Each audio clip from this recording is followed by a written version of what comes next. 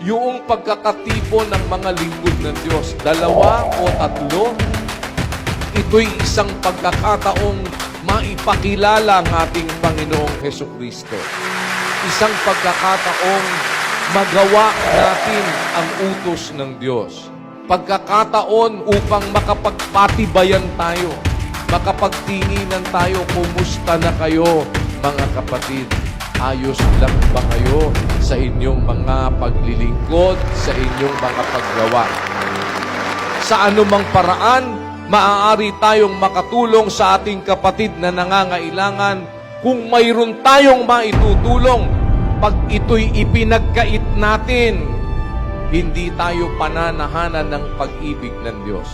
Subalit, sa ating nakikita na sama-samang paggawa ng kapatiran, dahil sa ating pagtutulong-tulong na yung utos ng Panginoong Hesukristo'y ating maisakatuparan, mga kapatid, isang bagay ang sa tulong ng Diyos ay nakikita ng mga tao, ang liwanag na daladala ng MCGI.